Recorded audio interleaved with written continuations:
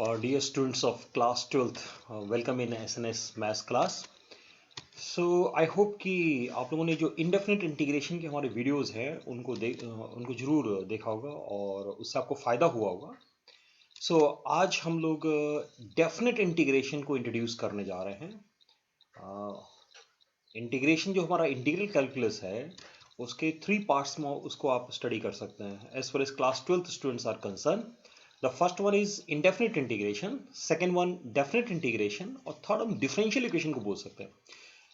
जो area under bounded reason है वो डेफिनेट इंटीग्रेशन का ही क्या है कि वो एक पार्ट्स हो गया, मतलब उसका ही एक एप्लीकेशन पार्ट है. सो आइए स्टडी करते हैं कि what we mean by this definite integration and what is the difference between indefinite integration and definite integration. हमने क्यों उसको इनडेफिनेट कहा था और इसको हम लोग डेफिनेट इंटीग्रेशन कह रहे हैं. तो आज हम लोग जो फर्स्ट लेक्चर होगा हमारा डेफिनेट इंटीग्रेशन का. इसी तरीके से आप जो रेस्ट ऑफ द लेक्चर्स है उसमें हम इस टॉपिक को कंक्लूड करेंगे. Okay, so let us start the topic of definite integration. The first thing is कि how we define this definite integration. हम डेफिनेट इंटीग्रेशन को डिफाइन कैसे करेंगे. सपोज करें कि 5x जो है वो भी द प्रिमिटिव. तो प्रिमिटिव और एंटी डेरिवेटिव ये वर्ड हम लोग इस वर्ड से ऑलरेडी हम लोग इसको जानते हैं. हमने जब इंडेफिनेट इंटीग्रेशन स्टार्ट किया था तो इस तरीके से डिफाइन करना स्टार्ट किया था. तो अगर 5x क्या है वो एक प्रिमिटिव है और एंटी डेरिवेटिव है of a continuous function fx define on ab, that is dy dx of 5x equal to fx. तो वहां पर हमने क्या कहा था, हमने कहा था कि fx का इंटीग्रल यानी इनडेफिनेट इंटीग्रेशन 5x होगा. In the same way here the definite integration of fx over ab is denoted by is actually it is definition लिखते इसमें आई थिंक थोड़ा सा आई होना चाहिए, is denoted by a to b fx dx. So this is the first notation जो हमारा definite integration का notation हो गया. यानी हम क्या कर रहे हैं, जब इंडेफिनेट इंटीग्रेशन को हमने डिफाइन किया था सो इंडेफिनेट इंटीग्रेशन को हम सीधे ऐसे लिखते थे ना, dx. अब अगर वो जो इंडेफिनेट इंटीग्रेशन है वो एक इंटरवल ए बी पे है तो here we have a and here we have b. यानी अब हमने वो जो इंटरवल की लिमिट्स थी ना, इंटरवल में ये क्या है, इंटरवल का लोअर लिमिट और अपर लिमिट, लोअर वैल्यू और अपर वैल्यू एक इंटरवल की, तो उसको हमने इंटीग्रल में ले लिया है. यानी अब हम क्या कर रहे हैं कि हम इस इंटीग्रेशन को इस लिमिट के अंदर a से b के अंदर हम इसको इंटीग्रेट कर रहे हैं.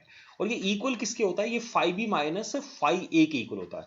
इसको ऐसे समझ सकते हैं कि सी जब हमने अगर 5x प्रिमिटिव है fx का तो इंटीग्रेशन ऑफ 5x dx क्या होगा, ये 5x प्लस सी होगा, राइट, इंडेफिनेट इंटीग्रेशन की तरह से.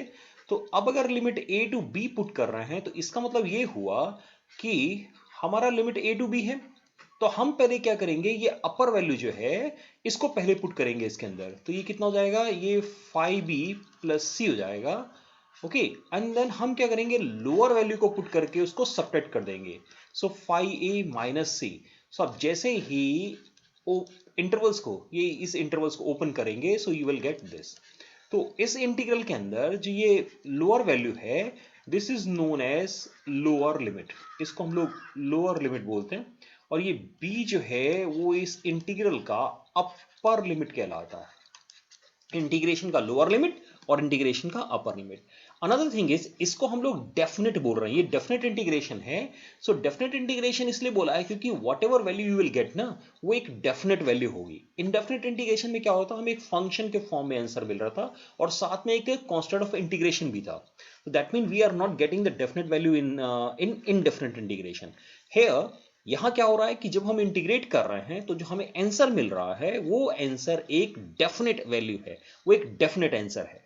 ओके, सी ये तो हमने डेफिनेशन पार्ट हो गया. एक तरीके से ये कह सकते हैं कि 5x हमने इंटीग्रल को यूज किया है, इंडेफिनेट इंटीग्रेशन को यूज किया है, बस उसमें कुछ वैल्यू पुट करके हम आंसर कैलकुलेट कर रहे हैं, एक डेफिनेट वैल्यू की तरफ मूव कर रहे हैं. ये कैसे वर्क करता है आइए इसको समझते हैं. और इसके लिए मैं एक छोटा सा एग्जांपल ले लिया. See now you know the integration. मैं एक सिंपल सा इंटीग्रेशन का क्वेश्चन दिया है. सिंपल से इंटीग्रेशन से क्वेश्चन से मेरा मतलब है कि अगर मैं बोलता हूं कि what will be the value of this, तो ये तुम्हारा इंडेफिनेट इंटीग्रेशन हो गया ना. सो आप जानते हैं कि इसका इंटीग्रेशन कितना होगा, log 2x minus 3 the whole divided by 2, that is 1 by 2 log 2x minus 3. ये इंटीग्रेशन. सो डायरेक्ट फॉर्मूला आपने यूज किया सब्स्टिट्यूशन का या 2x माइनस 3 को सब्स्टिट्यूशन करने के बाद आप इस आंसर तक पहुंचे हैं। डेफिनेट में क्या होगा, हम इनडेफिनेट की तरह ही इंटीग्रेट कर देंगे। तो इंटीग्रेशन करने के बाद क्या आया, 2x माइनस 3 और ये रहा 1/2। अब हमारी लिमिट्स क्या है, हमारी लिमिट्स है 0 to 1, तो हम 0 to 1 लिख देंगे। अब क्या करना है, ये तो कांस्टेंट है, इसको तो बाहर कर देते हैं, कांस्टेंट की जरूरत नहीं है, कांस्टेंट बाहर रहेगा। अभी क्या करना है, ये अपर लिमिट है ना, तो इस अपर लिमिट को इसमें पुट कर देना है, x के प्लेस पे इस अपर लिमिट को पुट करेंगे। तो जब हम x के प्लेस पे अपर लिमिट को पुट करेंगे तो x के प्लेस पे हमने क्या पुट किया, x के प्लेस पे हमने 1 पुट किया। सो 2 माइनस 3 यानी log की वैल्यू -3 में आ रही है। ओके, और जब हम 0 पुट करेंगे x को तो log -3 आ रहा है, यानी माइनस का log। ओके, जस्ट वेट, यहां हमने अगर x को 1 पुट किया तो 2 माइनस 3 -1 आया, और जब हम 0 पुट करेंगे तो -3। लेकिन हम जानते हैं लॉग में नेगेटिव आंसर नहीं आता है, so that mean there is something mistake ना। So let me take it positive, मैं इसको पॉजिटिव बना लेता हूं। आपको लगेगा सर अब क्वेश्चन चेंज कर रहे हैं, सी क्वेश्चन चेंज इसलिए कर रहे हैं क्योंकि जो आंसर आ रहा है ना, वो आंसर हमारे किसी रेंज में नहीं है। और ये क्वेश्चन मैंने डायरेक्टली बुक से जस्ट सिंपली टाइप किया था, तो हो सकता है कि टाइपिंग में प्लस की जगह माइनस टाइप हो गया, या बुक वाले ने ही एक छोटी सी मिस्टेक की हुई है। अभी ठीक हो जाएगा। जब हम 1 पुट करेंगे तो कितना आएगा, 2 + 3 5, यानी यहां पर जो हमारा आंसर होगा वो 5 होगा। यानी थोड़ा सा इसको करेक्ट कर दें ताकि आंसर हमें सही से दिखाई दे कि ओके, जस्ट मिनट, ये रहा। अब हम अपना आंसर लिख देते हैं। ओके, सो अगर हम x के प्लेस पे इस 1 को पुट करेंगे तो 2 + 3 5 आएगा, और जब हम x के प्लेस पे 1 को x के प्लेस पे 0 पुट करेंगे तो 3 आएगा। थोड़ा सा इसको और सिंप्लीफाई कर दें, तो और सिंप्लीफाई करेंगे तो कितना आ जाएगा, ये 5/3 हो जाएगा। So see you are getting a definite answer ना, डेफिनेट आंसर। लेकिन अगर आप होल प्रोसेस को देखेंगे, मेथड को समझने की कोशिश करेंगे, तो आपको ये महसूस होगा कि हम एक्चुअली वो इंडेफिनेट इंटीग्रेशन का इंटीग्रेशन ही कर रहे हैं। बाद में बस क्या कर रहे हैं कि जो अपर लिमिट और लोअर लिमिट हमें गिवन है ना, पहले अपर लिमिट को पुट कर रहे हैं और फिर माइनस साइन लगा के लोअर लिमिट पुट कर दे रहे हैं, आंसर मिल जा रहा है। ओके, लेकिन इतना ही नहीं है टॉपिक में, क्योंकि अगर सपोज करिए कि हमारा फंक्शन जो है वो अपर और लोअर लिमिट पे डिफाइंड ही नहीं है, तो जब ये अपर लिमिट और लोअर लिमिट पे डिफाइन नहीं होगा, या इनफाइनाइट वैल्यू देगा, या इनडिटरमिनेट फॉर्म में चला जाएगा, so that mean we need to do something else, हमें कुछ और करना होगा, और उसको हम नेक्स्ट वीडियो में, that is properties of definite integration में, उसको डिस्कस करेंगे। वन थिंग, अनदर वन, अभी हमने क्या किया है कि जो इसको डिफाइन किया है वो एक सिंपल सी डेफिनेशन हमने इनडेफिनेट इंटीग्रेशन को बेस करके लिया है। डेफिनेट इंटीग्रेशन प्रैक्टिकली और एप्लीकेशन जो इसका है वो क्या है, वो area of a bounded reason, वो एक रीजन का एरिया को रिप्रेजेंट करता है। दैट मीन डेफिनेट इंटीग्रेशन एक तरह का एक एरिया फंक्शन है। अगर मैं उसको फंक्शन के फॉर्म में बोलूंगा तो वो एक एरिया को रिप्रेजेंट करता है। तो उस डेफिनेशन को भी हम क्या करेंगे, उस डेफिनेशन को हम एरिया अंडर बाउंडेड रीजन में कवर करेंगे। यहां हमारा मेन पर्पस क्या है, डेफिनेट इंटीग्रेशन के क्वेश्चंस को कैसे सॉल्व करना है, कि एक तो डेफिनेट इंटीग्रेशन का मीनिंग क्या है और how to use it to solve our numerical problems. So what we need a simpler process of definite integration, the first thing, और second हमें क्या चाहिए, we need properties of definite integration। okay, see एक और question देखें, थोड़ा और simple हो जाएगा, थोड़ा और हमें समझ आ जाएगा, हम और क्लैरिटी आ जाएगी क्वेश्चन की। जैसे ये क्वेश्चन सामने है, सो अगर ये लिमिट नहीं होता तो क्या करते इस क्वेश्चन को सॉल्व करने के लिए, that mean now you need the methods of indefinite integration. सीधी सी बात है, नहीं तो हमने इनडेफिनेट इंटीग्रेशन पढ़ा है कि जब भी कॉस में, यानी हम क्या करेंगे, हम अपने मेथड से कंपेयर करेंगे। तो जब मेथड से कंपेयर करेंगे तो हमें महसूस होगा कि ये इस टाइप का क्वेश्चन है, और इस टाइप के क्वेश्चन में क्या करते थे, हमारा सिंपल प्रोसेस होता था कि अगर ऑड पावर है तो एक पावर को अलग करेंगे और दूसरी पावर को हमने क्या लिख दिया, साइन, कॉस स्क्वायर को साइन स्क्वायर पुट कर दिया। अब साइन एक्स को मैं टी पुट करूंगा। ओके, साइन एक्स को मैं टी पुट करूंगा। So what I will do, now I start like this, sine x equal to t, सो क्या हो जाएगा, cos x dx equal to dt। That mean as far the integration is concern, now I have 1 minus t square D T. सी ये cos x dx तो क्या बन गया, dt बन गया, और साइन एक्स के टी पुट कर दिया, इंटीग्रेट करेंगे तो क्या आएगा, t t³/3 this we have ना। और अब हम अगर t की जगह पर क्या करेंगे, अभी कांस्टेंट इंटीग्रेशन की जरूरत नहीं है तो इसलिए नहीं यूज कर रहे हैं। t की जगह हम क्या पुट करेंगे, sin x माइनस sin क्यूब x/3 दिस वे ना। ओके नाउ अब हमें लिमिट पे जाना है, तो क्या करेंगे, इसके आंसर को लिखने के लिए मैं क्या करूंगा यहां पे, नाउ इट इज आंसर क्या आ रहा है, आंसर आ रहा है sin x sin क्यूब x/3 और लिमिट पुट करनी है 0 to π/2। Okay so sin π/2 1, sin π/2 1 और sin 0 0 होता है। So simply 1 minus 1/3 is 2/3।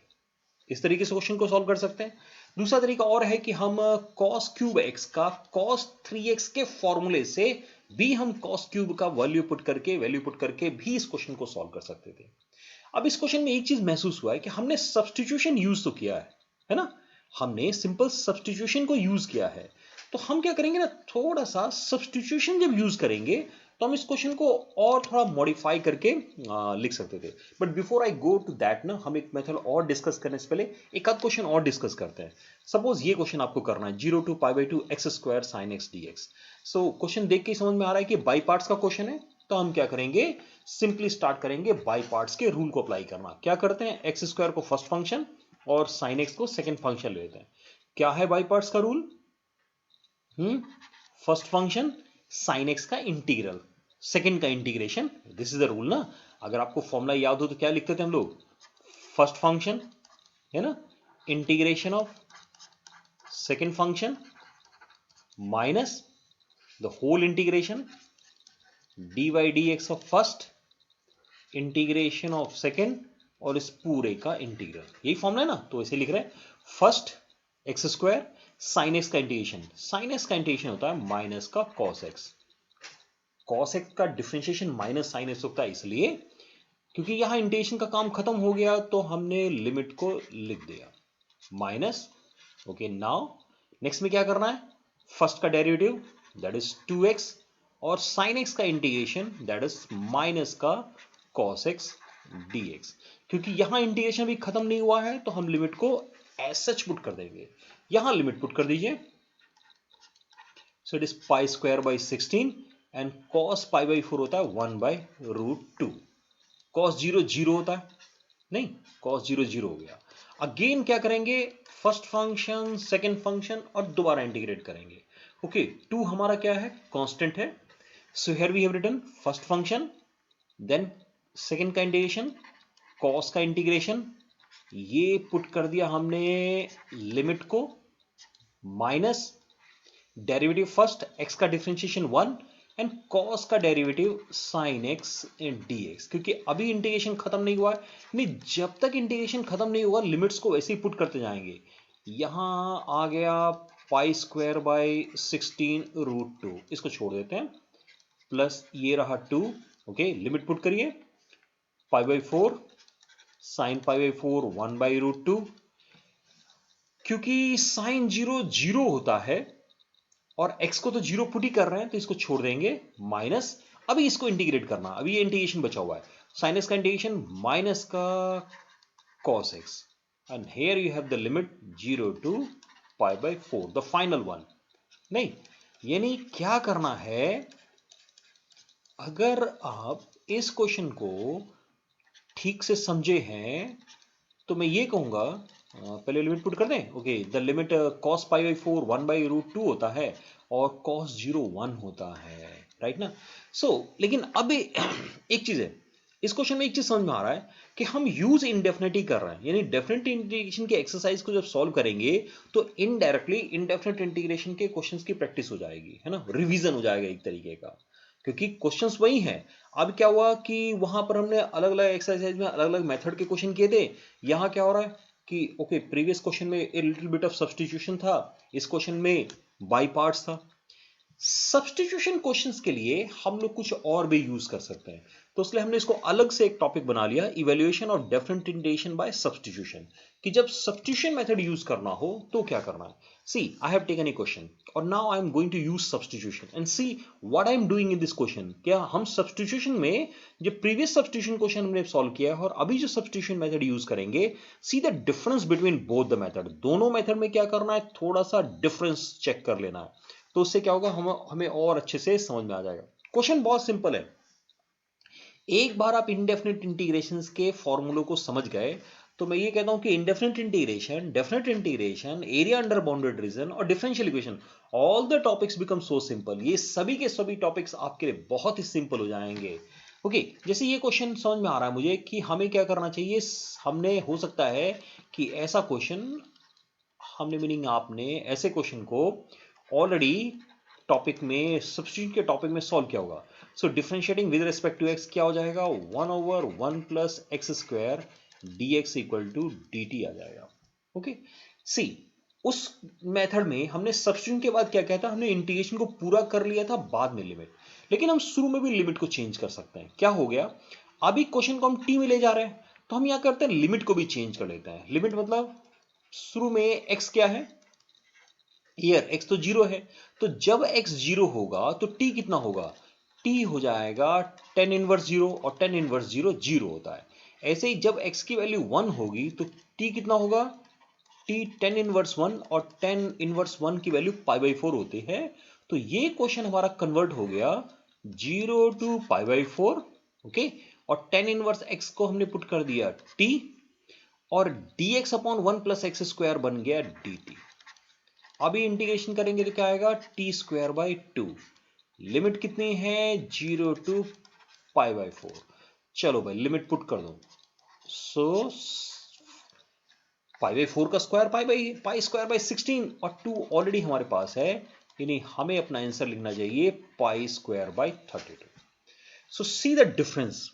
यानी जब आप क्या करना है कि जब हम कोई भी सब्स्टिट्यूशन करने जाएंगे, यानी क्वेश्चन को हम x से t में लेके जा रहे हैं, तो क्योंकि ये जो लिमिट्स हैं ये 0 और 1 इनिशियल क्वेश्चन में क्या है, ये x की वैल्यू है, तो जब t में क्वेश्चन को कन्वर्ट कर रहे हैं आप कोई भी सब्स्टिट्यूशन को यूज करके, तो लिमिट को भी t में कन्वर्ट कर लेना है. चलो एक क्वेश्चन और हम सॉल्व करते हैं इसका, जिससे कि और थोड़ी क्लैरिटी आ जाएगी. ये वो क्वेश्चन चूज किए गए हैं जो कभी ना कभी सीबीएसई एग्जामिनेशन में आए हैं. इस वीडियो में जो भी क्वेश्चन हम लोगों ने पिक किया है वो ऑलमोस्ट बोर्ड एग्जामिनेशन के क्वेश्चनों में से पिक किया है. Okay, see this question. अब इस क्वेश्चन को देख के क्या याद आ रहा है कि क्या करना चाहिए. याद है हमने ऐसा एक मेथड पढ़ा होगा कि जिसमें हम क्या करते थे, न्यूमरेटर और डिनोमिनेटर दोनों को cos स्क्वायर x से डिवाइड करते थे. चलो भाई डिवाइड करके देखते हैं.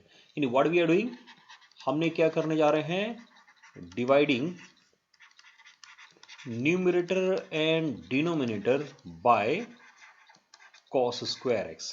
क्या हो जाएगा, इसमें कोई चेंज नहीं. 1 को जब आप डिवाइड करेंगे तो ये बन जाएगा सेकेंड स्क्वायर x. ओके, यहां क्या आ जाएगा, ये हो जाएगा tan स्क्वायर x और ये हो जाएगा ठीक ना. अभी क्या करना है, या तो a tan x को t पुट कर लीजिए या a को कॉमन कर लीजिए, एक ही बात है. यानी अगर हमने क्या किया, tan x को t पुट किया तो डिफरेंशिएट करने से second square x dx dt बन जाएगा. और जब x की वैल्यू को 0 पुट करेंगे तो t भी 0 आएगा क्योंकि tan 0 0 होता है. और जब x को π/2 पुट करेंगे तो tan π/2 इंफिनिटी होता है. So value is infinity. Okay, see again infinity वाले जो क्वेश्चंस है ना, वो एक तरीके से वो इम्प्रॉपर इंटीग्रेशन के क्वेश्चंस हैं. लेकिन क्योंकि +2 का जो हमारा सिलेबस है, जो सीबीएसई सिलेबस है, उसमें improper integration is not in our syllabus. तो हम क्या करेंगे, इसको नॉर्मल क्वेश्चन की तरह भी सॉल्व करेंगे. हम कोई इम्प्रॉपर इंटीग्रेशन की कोई टेक्निक यहां पर यूज करने नहीं जा रहे हैं. ओके, अब ये क्वेश्चन किस में कन्वर्ट हो गया, 0 to infinity 1/a² t² plus b². मैं क्या करता हूं, इस a² को बाहर निकाल लेता हूं, कॉमन कर लेता हूं, ताकि ये क्वेश्चन दिखाए ऐसा दे, t² प्लस b/a का होल स्क्वायर dt. यहां dt छूट गया है. ओके, सो 1/a². क्या है फॉर्मूला, 1/a, ये फॉर्मूला है ना 1/a. 1/a tan inverse t/a. सो ba ऐसे लिख जाएगा ना. और लिमिट कितनी है, लिमिट है 0 टू इंफिनिटी.